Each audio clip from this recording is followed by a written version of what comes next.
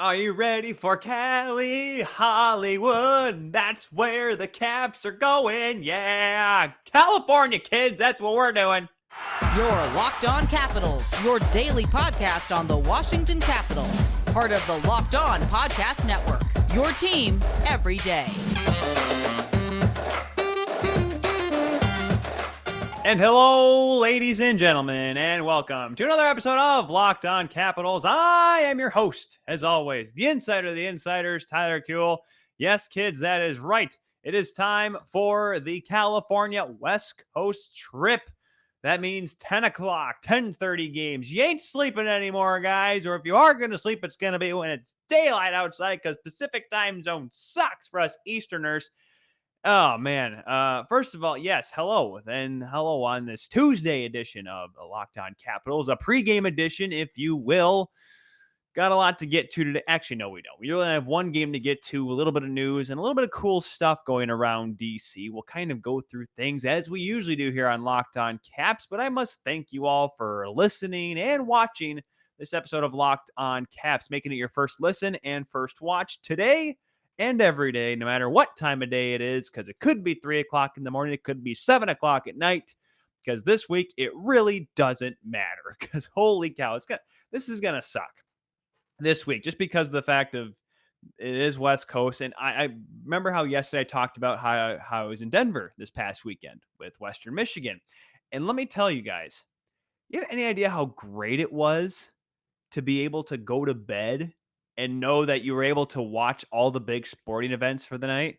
Like I was able to watch Oregon versus who the heck did Oregon played a football game this past Saturday, and I was able to watch it. And let me tell you, Washington State, that's what they played. But that's usually a 10:30 game, a 10 o'clock game out east. And I usually don't want to watch it because I'm exhausted by watching the rest of the day's football. But the first game I'm watching Michigan Penn State at 10 o'clock in the morning. I'm watching it during morning skate. You know how cool that is? Be able to watch football the entire day and then really be able to go to bed watching the last game of the night and knowing that's the last game of the night. Seriously, anyone who ever complains about living out west, I don't care how big and how awful the gas prices are. You have no excuse to miss sporting events ever. 10:30 games. I mean, you can watch Hawaii play at 12:30 Eastern time that we have to do 12:30 a.m. You get to watch it like at 9 or something or 9:30. I don't know how bad the time difference is, but like it's better than it is for us. Like Westerners can never complain about anything ever again. Ever, never, ever. Because it's so nice to be able to watch football in the morning, watch it all day. Oh, but you miss a little bit of game day. Who cares? You get to watch football literally from sunup to sundown out there. Calm down. You're fine. Anyways, enough about my rant. Yeah, we all talk about Eastern bias, Eastern bias. Westerners got it all, man. Calm down. You got the decent weather, the less humidity. You got, I know the wildfires are a little freaky, and also the fact that it can go from 25 in the morning, which happened on Saturday, 25 degrees Saturday morning in Denver, to 67 in the afternoon, or felt like 67. It was warm in the afternoon. So I guess maybe that's a little bit of a crazy thing, but I don't care. I still love the fact that I could just wake up and realize I'm going to watch an entire day's worth of football. Now, granted, I didn't. I had a hockey game to call on Saturday, but you get my point. If you're just a strict fan or a fanatic, yeah, you can just sit your butt on the couch and not move the rest of the day unless you have to go to the John. Anyways, let's get to hockey. Anaheim Ducks are the first game of the 4-game West Coast trip for the Washington Capitals. The 9-2-4 Washington Capitals. Let's be honest, kids. This Anaheim Ducks team is good. We kind of talked about it on yesterday's show when we were talking about their game on Sunday that they hammered the Vancouver Canucks, pretty much putting Travis Green and Jim Benning both on the hot seat and on the chopping block in some eyes of some of the Vancouver Canucks fans, which are pretty much just Toronto fans that live in Vancouver, but let's be honest here. But I really like watching this team. And once again, problem with living out east, it's hard to watch all their games every single night live. I watch a lot of their highlights the next day. I see a lot of the recap and whatnot. This is a team that nobody should be wanting to be playing right now. And we did, like I said, we mentioned it. Vancouver and Seattle sit in the bottom of the division, but LA, Anaheim, and San Jose are all playing really good hockey right now. And the Caps have to play all three this week. Yes, I know Seattle is on Sunday. And you know what? Seattle can put up a good fight, even though their goaltending is not as good as we thought. That's what happens when you play behind a good team. Sometimes good goaltenders on good teams are bad goaltenders on not so good teams. Who would have thought? But I'm excited to see how the Caps play against Anaheim because, first of all, it's their first time they've played each other in almost 2 years. You have to go back to December. Oh gosh, when was it? December. I had it on my notes right here. Where is it? December 6th, 2019. That's how long ago it was the last time these two teams played. That's incredible. That's first. I mean, yes, the pandemic had a lot to do with it, but that was the last time they had the West Coast trip. And they actually played each other the month prior that season as well. Caps pick up the season sweep against Anaheim. Now, granted, yes, that's when the Ducks were really on the downturn towards rebuild. Weren't quite there yet because they had too many contracts to worry about. They recently signed Cam Fowler a couple of years before. They still had Corey Perry had gone to Dallas at this point, but they still had Getzlaff, and they just Cogliano was another one. But they just seemed like they had too many old guys on this team. Cogliano was with the Ducks at that point, right? I think so. I could be wrong. But the long and the short of it is, I am impressed by the way this team is playing, and I really got to start off by looking and saying John Gibson. Because, listen, this guy has had nobody really, bumping him up because, hey, 4 years ago, the last Olympics, 2018, you could have easily said that John Gibson could have been the starter for the Team USA in the Olympics. I know the Ducks were not as good as, they were a couple years prior when I think it was shortly after 2014, he really burst onto the scene. 2016, 15, 16 was really his first when Freddie Anderson went down with an injury. I just remember he really burst on the scene, and that's what, got Freddie shipped out of town. And I thought, hey, you know what? He has potential here to be a number one goaltender, the best goaltender in the United States. Connor Hellebuyck obviously has certainly shown that he is worthy as well. And with the downturn of Jonathan Quick, the door is open for a new guy in the red, white, and blue. Obviously, 2018, Pyeongchang, we did not see the NHLers. Now we do this year. Now, yes, Connor Hellebuyck, I believe, is the solidified number one guy. But John Gibson wants to be on that team, no matter what. Whether he actually is the number one guy, whether or not he actually is going to play any games, but you never know what happens. I mean, shoot, the last time we saw Connor Hellebuyck play in a short tournament, the World Cup of Hockey, broke his hand. No, was it? No, shoot. I was thinking of Matt Murray. Connor Hellebuyck, though, did not do well. But because Team North America just had that weird Team North America was so much fun. The goaltending was not, though. I just remember that. Except for John Gibson, who made that huge save in that massively crazy overtime game against Sweden that almost put North America into the semifinals. That's how exciting that tournament was. I still look back on it. I still watch that game back and just say, this is great hockey. Even Team North America's game against Russia, go back and watch it. 2016, Russia versus a bunch of 23 and under kids, which had Jack Eichel, Connor McDavid, Austin Matthews hadn't even played an NHL game yet. Morgan Riley was still under 23 years old. I mean, that lineup was ridiculous. Aaron Ekblad was on that team. You mentioned Murray was one of the goaltenders. The list went on and on and on. And gosh, that team was so much fun to watch. If it was Canada versus North America in the semis or in the final, I don't know what hockey would have done. Because first, you had all these great Canadian players on this team, and you had a bunch of really good, and you obviously had, like I said, Austin Matthews and Morgan Riley, a bunch of Leafs on the team. It would have been so exciting. It would have been a lot of fun. Anyways, totally sidetracked there. John Gibson's having a great year so far. 8-2-2 to start the year, the .924 save percentage and a .237 goals against average. Let me just kind of preference that for you to how his numbers have been in the past few seasons. Last year, shortened season, only played 35 games, got banged up a little bit, .903, .298 goals against average.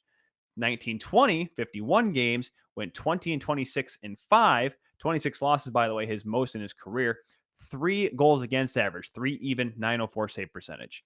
Now, yes, you go early on in his career, he had better and better numbers. 14-15, his first real full season with the team. He had a 2.60 and a 9.14 goals against average in 21 starts.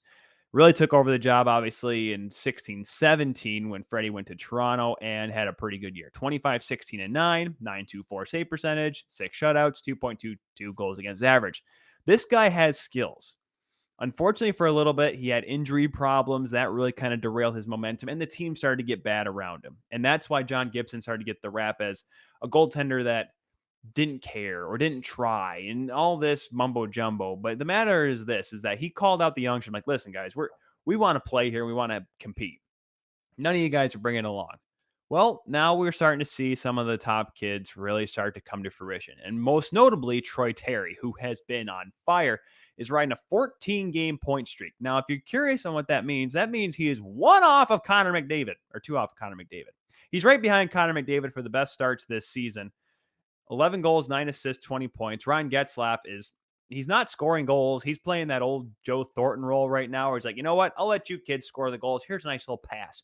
Here's a good little flip over to you. 16 assists for the old man.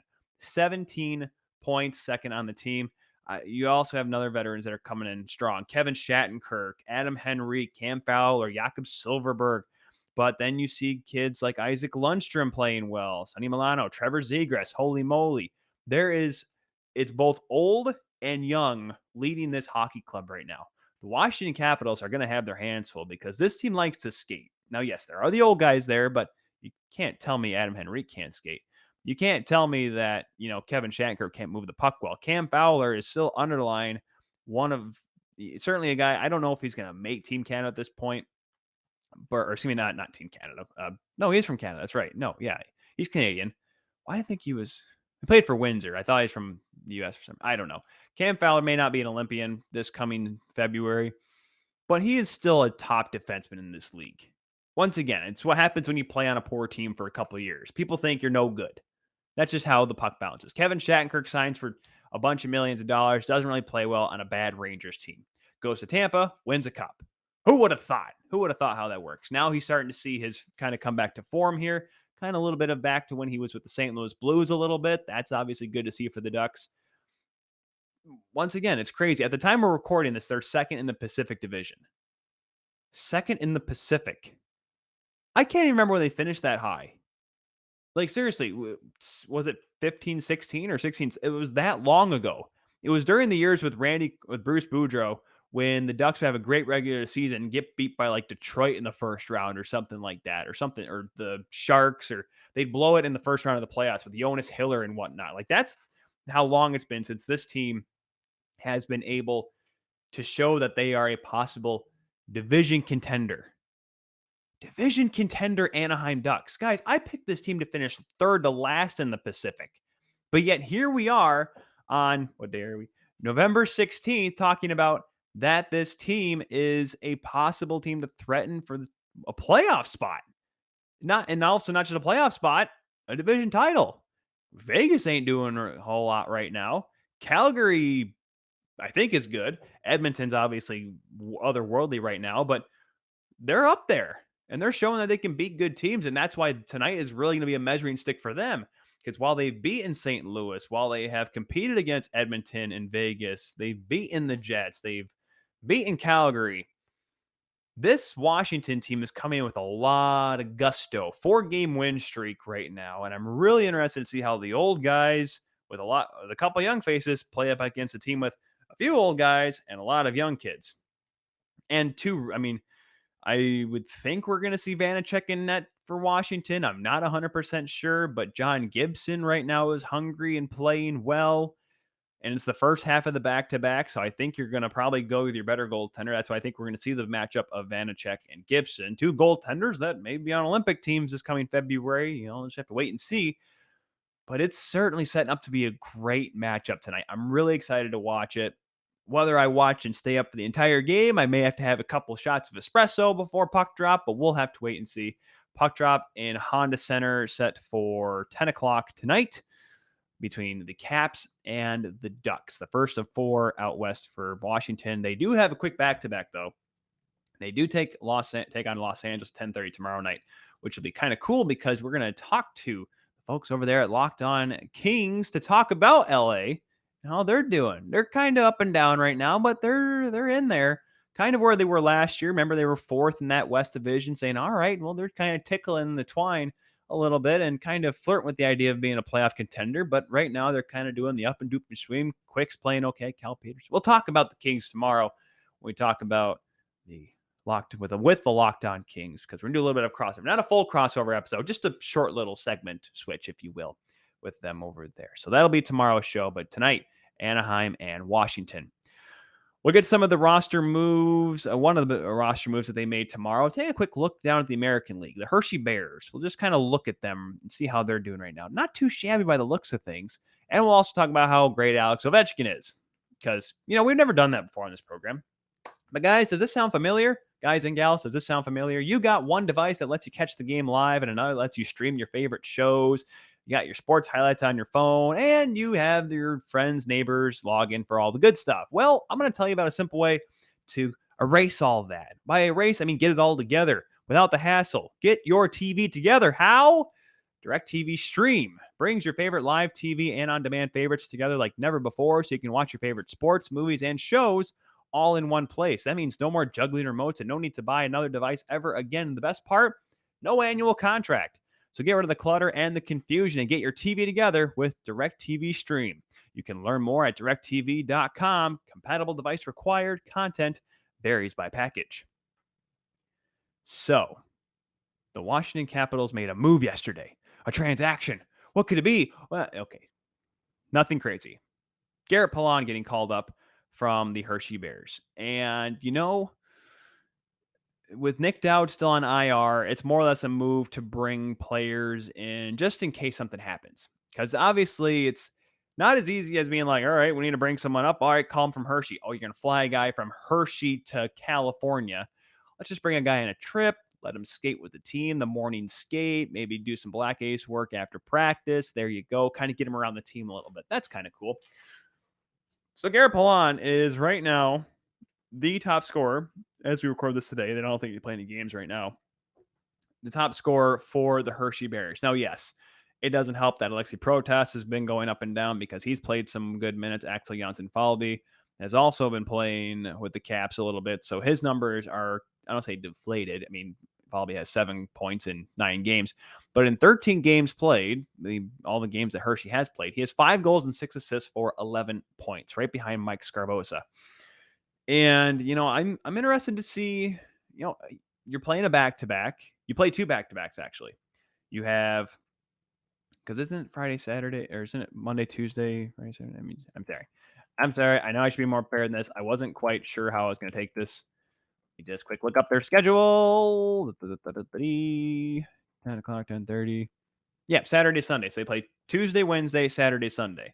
So obviously time for rest in between these games. But you have Anaheim, LA, and then you do San Jose Saturday night, Sunday in Seattle. Only a 9 o'clock start for that one. Thank goodness for the more fair time on a Sunday night. Anyways, but that's my point. I'm not saying he's going to get in the lineup, but there's an opportunity here. Some players can be a little bit tired from West Coast. The time change is obviously a big thing. They only had 1 day to really travel from back home from Washington out west. So we may see Garrett Pilon to get this one here. You know what? I think I'm not going to go world beating saying this guy was a can't miss prospect, but he's a good hockey player. He's shown, I mean, his numbers have slowly developed over time. The former Saskatoon Bobcat. That's how I'm doing a Pierre Maguire bit there. Played for Kamloops in the Western League, had, pretty good numbers there. Nothing world crazy. Ended up getting traded to Everett, finishing his career there in the playoffs with Everett in 2018. The year that Everett made it, I think that was the year they made it to the Memorial Cup, right? Yeah, they made it to the Memorial Cup. He was really good in the playoffs. Was a point-a-game player for the Silver Tips. And has had pretty decent numbers. I'm kind of just taking a look at him here on this Elite Prospects. Had 36 points in the COVID-shortened season in 2019-2020. 16 points in the 14 games. Got into a game last year. Didn't put up any points. And like I said, 11 points in 13 games so far with Hershey. Hershey, by the way, I'm not saying that this team is fantastic and crazy, but they're 6-4, 2-1 right now. They're third in that Atlantic division that also has Hartford and Springfield. Springfield has obviously teared it up so far because they have a lot of good prospects right now coming through their system. So Yeah, Hershey's got a little bit of talent, and that's why we've seen guys like Alexei Protas come up, Brett Leeson come up, Janssen Falby come up, and have to play some minutes because they are ready. The management finds that these guys are ready to go and able to produce and help out the hockey club in some form or another. And you know what? Garrett Pilon has been playing a lot and been playing a lot of minutes down in Hershey. And hey, if he gets into a game, give him 7 or 8 minutes. Maybe he gets those legs pumping. Only a second ever career NHL game. He'll be ready to go and excited. And you never know. Maybe pot a couple. Maybe pot one. Maybe just cause a play that says, hey, he'll be a guy to watch out for. Because, I mean, he's not that old. Let me quick go back to his page. I forgot when he was born. He is only 23 years old. So I'm not going to go be like, hey, he's Matt Molson. He's past his prime. No, he's still in that area where you could possibly throw him in there and really make something happen with him. So it'll be interesting to see what they do with him. Alex Ovechkin, he's great. Didn't you guys hear? Pretty good hockey player. 742 career goals, 2 assists in the win against Pittsburgh on Sunday. NHL's first star of the week. Yeah, he was pretty good. He totaled this past week 2 goals, 6 assists for 8 points. The second time he's done it this year that he's actually been one of the 3 stars for the week. Was also one of the 3 stars for the month. He's just doing his thing, guys.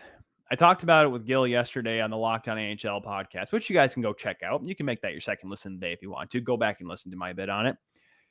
He's just continuing what he's doing. And unfortunately, I said this, I'm like, I really don't know what the formula is. I don't know what's in the Russian vodka that he drinks from time to time, but he's certainly playing right now like a guy that is, like I said, one thing is having fun. I don't think I can underestimate that enough. Having fun, enjoying playing hockey with his teammates, and in doing so is producing with that. And that's right there, I think, is something that's very important to look at when we talk about Alex Ovechkin, is that it's not like he's aloof and he scores when the puck's given to him. He's still playing hard. He's still making plays, defensive plays, offensive plays. He may not show up on the score sheet every single time, but he's certainly making an impact every time he's on the ice because, first of all, everyone has to know where he is because he is so dangerous. But with that, like I said, didn't score in that 6-1 win against Pittsburgh. What did he do, though? He set up a couple goals. Was able to create a turnover that led to the Evgeny Kuznetsov goal by throwing a hit, a body check. Not every time. Not everything Ovechkin does have to be going top corner on a one-timer or a snipe from down the wing. It's simply him just playing hockey and playing hard, and with that comes the numbers. There's a lot of players in this game that people say, oh, man, this guy's not doing well right now. What's the problem? Well, maybe he's just in a funk. Right now, Ovechkin isn't. Maybe that play. I mean, I know I bring him up a lot. Johnny Gaudreau in Calgary has never been a playoff guy. Why? Because he just has not found a way to be successful in the playoffs. Ovechkin has found ways to be successful in the playoffs and the regular season and preseason. I really can't say the Olympics because Russia has not done well in the Olympics. My goodness. But regardless, Ovi right now is playing at the top of his game early on this season. I hope he can maintain it because I'm pretty sure the Capitals will like that as well, because if he can keep it up and keep scoring at a 2-goal-a-game pace or 2-point-a-game pace nearly, I think the Caps will be all right offensively with that. So we're going to get to talk about some of the other games that are on tap tonight. Also, something cool that's going on in the district over at MedStar Capitals Iceplex. We'll talk about that in just a moment. But guys, BetOnline is back and better than ever. With the new web interface for the start of the NHL season, there are more props, odds, and lines than ever before. BetOnline remains your number one spot for all of the NHL action this season. All you got to do is head to their new updated desktop or mobile website to sign up today and receive your 50% welcome bonus on your first deposit. Just use the promo code LOCKEDON, LOCKEDON, to receive the bonus. From basketball, football, baseball, boxing, UFC, Vegas, casino games to the NHL, don't wait to take advantage of all the amazing offers for the 21-22 season. BetOnline is the fastest and easiest way to bet on all of your favorite sports. BetOnline, where the game starts. So, some of the games that are going on tonight across the National Hockey League, obviously Anaheim and Washington capping things off. I know it's hilarious pun when I say it, but unfortunately, when the team took to the ice in the 1974-75 season, That was their name because Washington, D.C., Capitals. Hey, that makes sense. We didn't spell it with the O because we didn't want to be that kind of crazy, but hey, there it is. Other games, though, going on. Nashville visiting Toronto. That'll be an interesting game. The surprising Predators against the Leafs that are kind of catching their stride right now. They've won 8 of their last 9 games.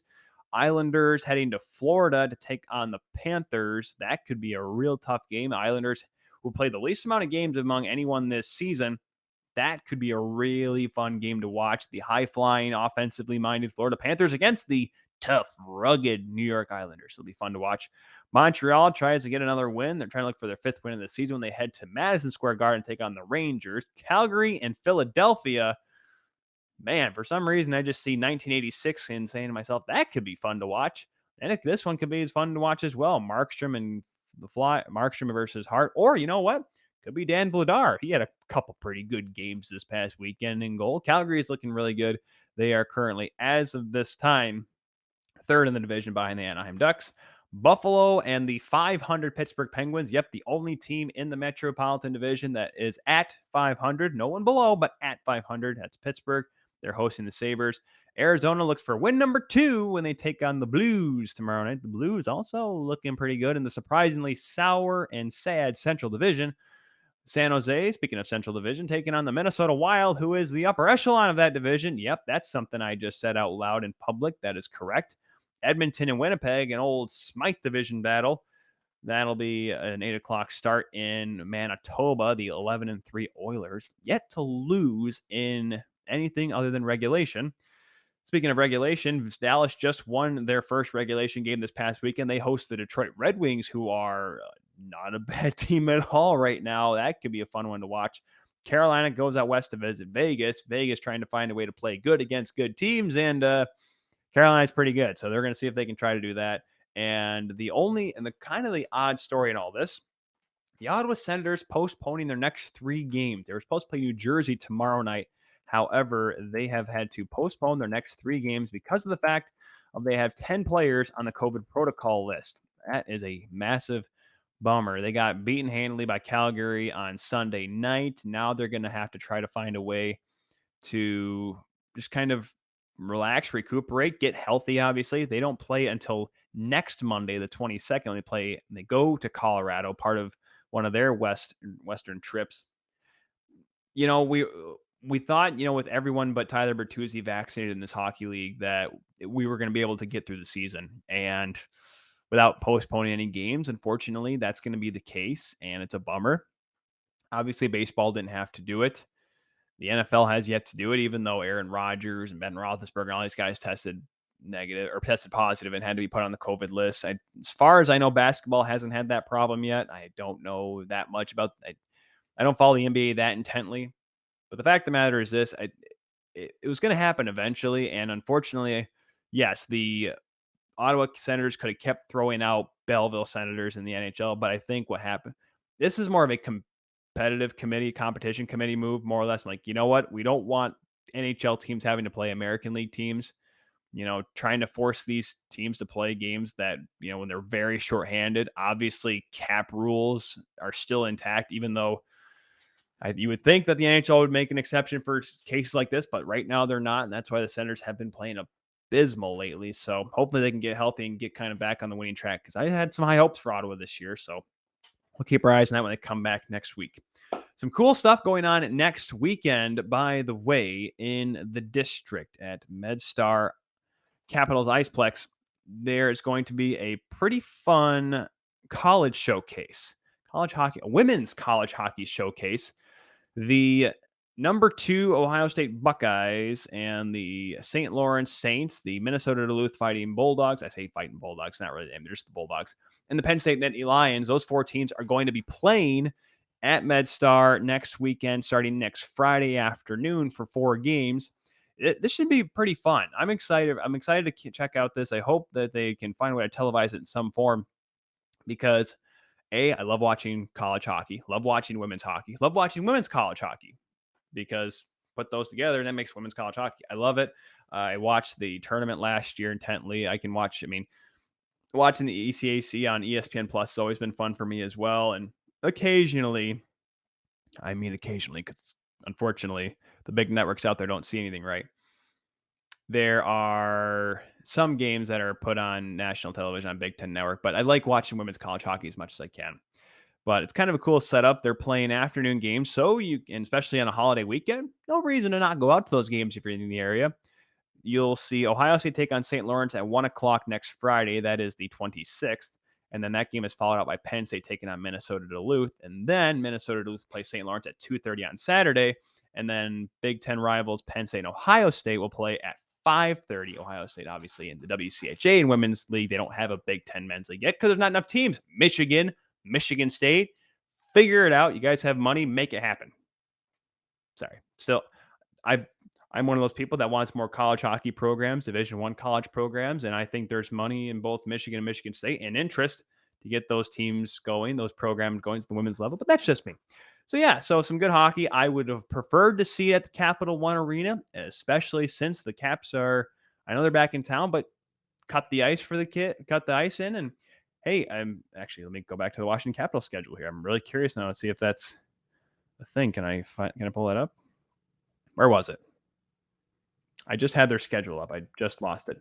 Washington Capitals. Let me scroll down. Further down. They do play Friday at 5, so kind of a weird start. But hey, you could have moved him back to 7 o'clock, 7:30. Heck, we did it for the GLI for college hockey. There was a game at 11:30 in the morning. There was a game at 2 o'clock, I think. And then the Wings played at 7:30. You can make it happen. Have one game at 1 o'clock, one game at 4 o'clock, one game at 7 or 7:30 if you want to give him more time. I'm just saying it'd be kind of cool to, say, hey, you have the Caps ticket for the night. You can go to the college hockey games for free, or vice versa. You buy a ticket to the women's hockey game or both games, you get to go to the Caps game. Something cool like that. Get people in both doors, all the doors, to watch not just good angel hockey, but good women's college hockey as well. Just some marketing ideas there for the future. But with that, let's wrap this one up here, folks. The Washington Capitals take on the Anaheim Ducks tonight, 10 o'clock start for that one. Tomorrow, I love you. Tomorrow is just a day away.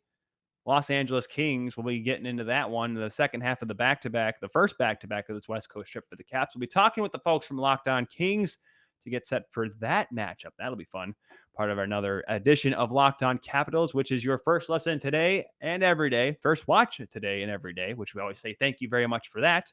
Now go make your second listen Locked On Bets, your daily one-stop shop for your gambling needs. Locked On Bets, hosted by your boy Q, with expert analysis and insight from Lee Sterling. Go make that your second listen. And, of course, the Locked On NHL podcast, which I was on yesterday. You can find it every day where you find this show, free and available on all platforms. Be sure to follow us on this show at Locked On Caps. Follow yours truly at TJKU29 on Instagram and Twitter for all of your fun puppy picks and useless hockey jargon. Because why not, right? Why not have some fun? And especially times like these. I just totally whacked my mic there. Hopefully you guys didn't hear that too well. But anyways, we'll see you guys tomorrow, getting ready for more West Coast action and Sleep Deprivation 101 with Kuehl as well tomorrow. We'll see you guys tomorrow. Thank you very much. Have a good one.